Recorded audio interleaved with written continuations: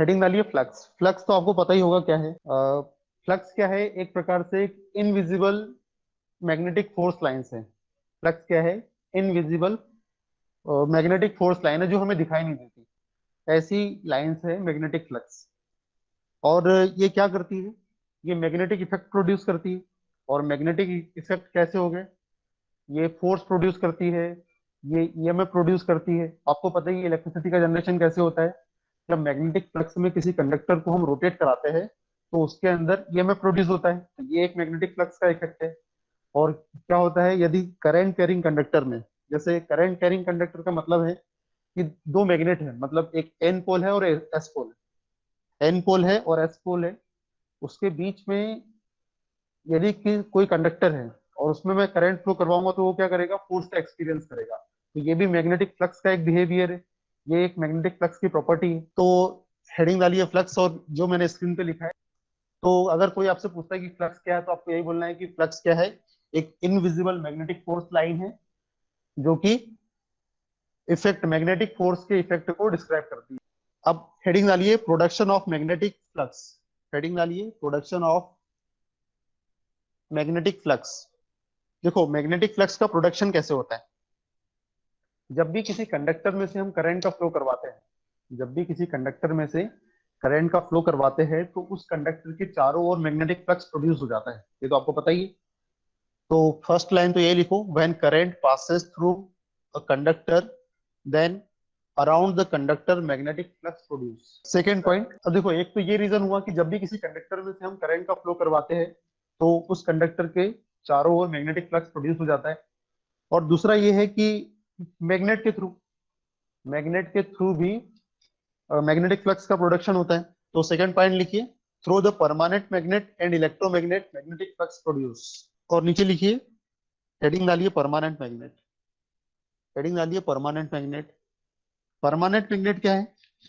Permanent magnet ऐसी magnet है जिसमें मैग्नेटिक प्रॉपर्टी उसके इंटरनल स्ट्रक्चर के कारण। परमानेंट मैग्नेट के नीचे लिखो, permanent magnets are material where the magnetic field is generated by internal structure of material itself, no electrical supply needed for its operation. ठीक है, कल अगर थोड़ी बहुत प्रॉब्लम अगर आपको हो भी रही होगी तो कल मैं उसको रिजॉल्व कर लूंगा। मेरा जो पूरा सिस्टम है, ये जो कॉलेज का जो सिस्टम है इसी में पूरा इनबिल्ट कर लूंगा, टेब उसी में कनेक्ट कर दूंगा। तो कल ऐसी प्रॉब्लम नहीं होगी। अगर आपको थोड़ा प्रॉब्लम हो रही होगी क्योंकि वो दिख नहीं रही होगी, पीडीएफ थोड़ी छोटी हो गई है ना, और कोई ऑप्शन भी नहीं, उसे बड़ा कर रहा हूँ तो वो चली जा रही है। तो ठीक है, आज थोड़ा सा मैनेज करो। अब फिर कोई बात नहीं, इसका तो मैं रिकॉर्डिंग भी आपको सेंड कर दूंगा या खुद वीडियो बना के सेंड कर दूंगा, कोई प्रॉब्लम नहीं। तो एग्जांपल लिखिए, permanent magnet alnico. Alnico, ALNICO, alnico, an alloy of aluminium nickel and cobalt. Alnico, alnico, ये एलॉय है। एलॉय मतलब कि तीन चार मेटल से मिलकर बनता है। तो एल निको एक मेटल है जो कि परमानेंट, हाँ ये ये नाम है, अलॉय का नाम, ठीक है, एल निको। इसके ये परमानेंट मैग्नेट बनाते हैं हम इस मटेरियल की हेल्प से। एल्यूमिनियम, निकिल, और नाम से ही समझ में आ रहा है एल निको, एल्यूमिनियम, निकिल और कोबाल्ट का अलॉय है। और इसके थ्रू परमानेंट मैग्नेट डिजाइन होता है। अभी जब हम आगे पढ़ेंगे ना जैसे जैसे, आपको बहुत क्लैरिटी आ जाएगी कि क्यों हम इसी मटेरियल का यूज कर रहे हैं और परमानेंट मैग्नेट डिजाइन कैसे होता है, क्या होता है, सब क्लैरिटी आपको। और आगे लिख लो, एंड फेराइट। फेराइट, अब हेडिंग डालिए इलेक्ट्रोमैग्नेट। हेडिंग डालिए इलेक्ट्रोमैग्नेट। इलेक्ट्रोमैग्नेट, नाम से ही समझ में आ रहा है कि जब तक इसे इलेक्ट्रिकल सप्लाई देंगे तब तक ये मैग्नेट की तरह जैसे बिहेव करेगी, और जैसे ही इसे इलेक्ट्रिकल सप्लाई हटा देंगे तो इसके अंदर की मैग्नेटिक प्रॉपर्टी फिनिश हो जाएगी। तो इलेक्ट्रोमैग्नेट क्या है? तो आपको यही बोलना है कि sir electromagnet, it is a magnet which contains its magnetic property till it connected to electrical supply. जब तक ये इलेक्ट्रिकल सप्लाई से कनेक्टेड रहेगी तब तक के इसके अंदर मैग्नेटिक प्रॉपर्टी रहेगी, और जैसे ही इसे इलेक्ट्रिकल सप्लाई से हम हटा देंगे तो इसकी मैग्नेटिक प्रॉपर्टी भी फिनिश हो जाएगी। और उसके नीचे ये डायग्राम बनाओ दोनों। ठीक है, अब देखो ये हो क्या रहा है यहाँ पर। मैंने लिखा है सॉफ्ट आयरन। और जो एरो एरो के साइन आपको दिख रहे हैं वो पैरामैग्नेट्स है। तो जो मेटल होता है सॉफ्ट आयरन, उसके अंदर पैरामैग्नेट्स होते हैं जो कि जिगजैग फैशन में रहते हैं, एक प्रॉपर सीक्वेंस में नहीं रहते हैं। तो देखो आपको दिख रहे होंगे वो पैरामैग्नेट्स, जिसको मैंने लिखा भी है कि ये पैरामैग्नेट है, ये जिगजैग फैशन में है।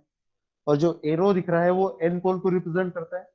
जो आपको टेल दिख रही है उसकी, वो साउथ पोल को रिप्रेजेंट करता है।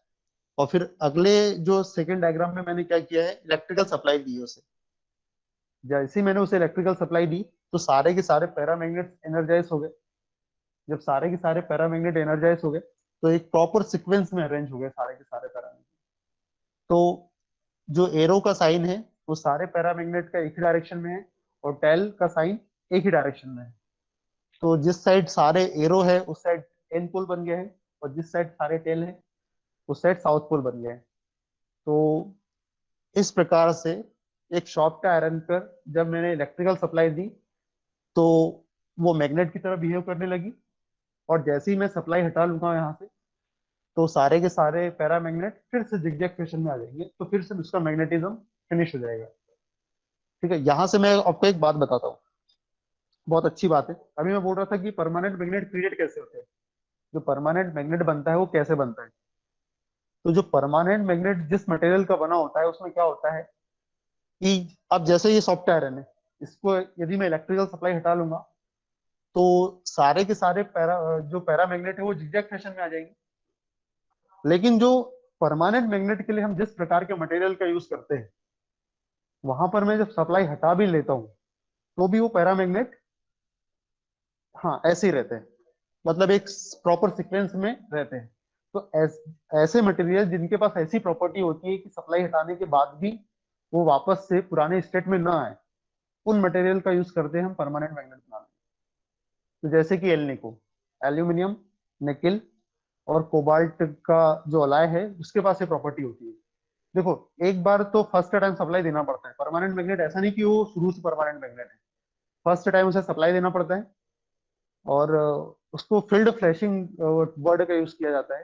फील्ड फ्लैशिंग फर्स्ट टाइम हम सप्लाई देते हैं, डीसी सप्लाई, तो वो मैग्नेट की तरह बिहेव करने लग जाती है। और उन मटेरियल की प्रॉपर्टी ये होती है कि सप्लाई हटाने के बाद भी उनके पैरामैग्नेट उसी फैशन में बने रहते हैं, बहुत कम चेंजेस आता है। तो इस प्रकार से हमारे परमानेंट मैग्नेट बनते हैं, और ये है इलेक्ट्रोमैग्नेट। क्लियर है, समझ में आ गया आप सभी को। एग्जाम्पल लिख लो, सॉफ्ट ये सॉफ्ट आयरन, स्टील, कोबाल्ट का यूज करते हैं हम इलेक्ट्रोमैग्नेट को डिजाइन करने के लिए। तो एक्सक्यूज मी सर। हाँ बोलो। सर एक मिनट, इलेक्ट्रोमैग्नेट की डेफिनेशन दिखा दीजिए। ये सब हो गया। ओके, स्टार लगाओ, लिखो electromagnet having more advantage than permanent magnet.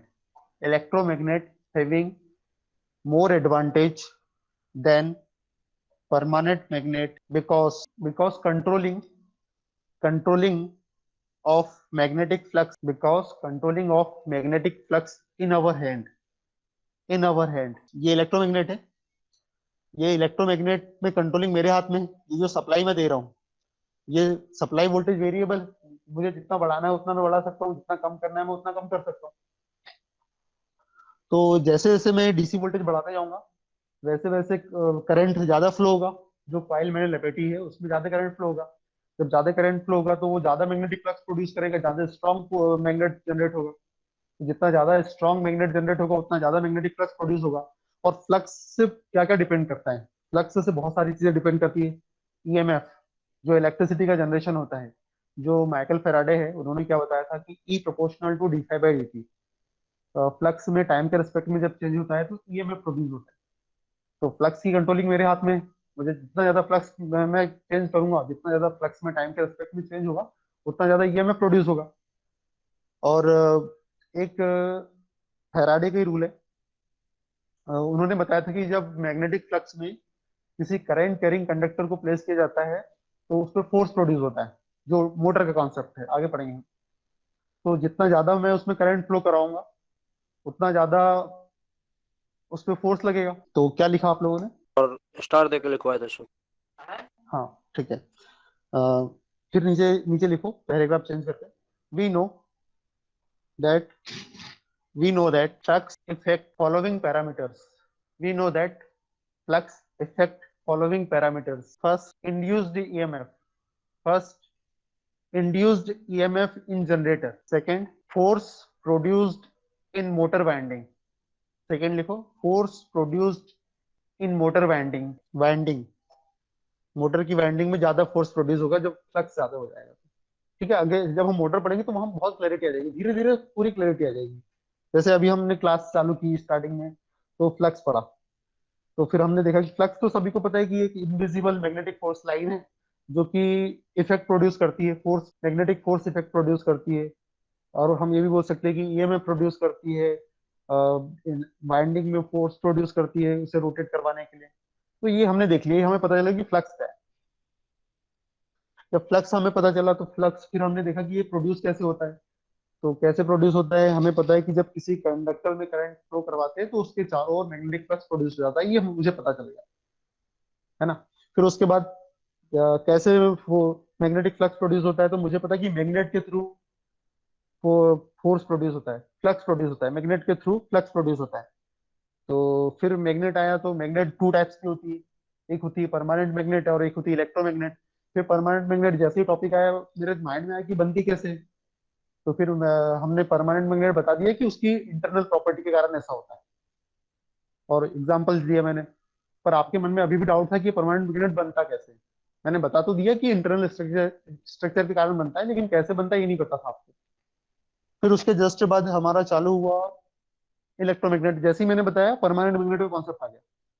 Electromagnet में जो हमने उसका इंटरनल स्ट्रक्चर देखा कि जो पैरामैग्नेट्स होते हैं वो जिगजैग फैशन में होते हैं और जैसे ही सप्लाई देते हैं सारे के सारे एक प्रॉपर मैनर में अरेंज हो जाते हैं। फिर मैंने आपको यहीं से परमानेंट मैग्नेट का कॉन्सेप्ट लेके गया कि कुछ मटेरियल जो होते हैं वो स्पेशल टाइप के होते हैं, जैसे कि अलाय एल निको, ये स्पेशल टाइप का मटेरियल होता है कि जब इसे सप्लाई में हटा भी लेता हूँ तो भी ये अपना जो अरेंजमेंट है वो छोड़ता नहीं है। तो इस प्रॉपर्टी को रिटेंटिविटी बोलते हैं, आगे पढ़ेंगे। जो उसके अंदर जो अपनी प्रॉपर्टी को मेंटेन कर लेता है वो जो वापस से फिर से जिगजैग नहीं हो पाता है, इस प्रॉपर्टी को रिटेंटिविटी बोलते हैं। तो जिसके कारण रेसिडुअल मैग्नेटिक फील्ड भी जनरेट होता है। अभी आगे सब पढ़ेंगे, आज तो क्या मेरे पास टेप नहीं है इसमें बोल नहीं पा रहा हूँ प्रॉपर। हाँ बोलो। यहाँ पर एक स्टूडेंट मुझसे डाउट पूछ रहा है कि सर यदि मैं इस वाइंडिंग को जो कि इस सॉफ्ट आयरन के ऊपर लपेटी है, इसे मैं यदि डीसी सप्लाई कंटिन्यूसली दूंगा तो क्या ये कंटिन्यूसली मैग्नेटिक फ्लक्स बढ़ाते रहेगा? ये उसका डाउट है, अब मैं उसे एक्सप्लेन कर रहा हूँ। देखो, हर चीज की एक लिमिट होती है। एक पॉइंट के बाद फ्लो सेचुरेट हो जाएगी, कोर सेचुरेट हो जाएगी, उसकी लिमिट खत्म हो जाएगी ना यार। हमारा भी ऐसे ही है सबका। हम अगर खाना खाना है तो हम एक लिमिट तक ही खा पाएंगे ना, या तो फिर तो खाते जाओ, ऐसा नहीं होता ना। हर चीज की एक लिमिट है, तो उस कोर की जितनी लिमिट है उसके बाद वो कोर सेचुरेट हो जाएगी, उसके बाद वो ज्यादा मैग्नेटिक फील्ड ड्रॉ करेगी, है ना। अभी धीरे धीरे सब क्लियर हो जाएगा क्योंकि अभी हमें बहुत डीप में जाना है। ट्रांसफार्मर पढ़ना है, डीसी मोटर पढ़ना है, डीसी जनरेटर पढ़ना है, इंडक्शन मोटर पढ़ना है। तो अभी हमें बहुत सारा डिस्टेंस ट्रेवल करना है इसमें, तो कोई प्रॉब्लम नहीं है।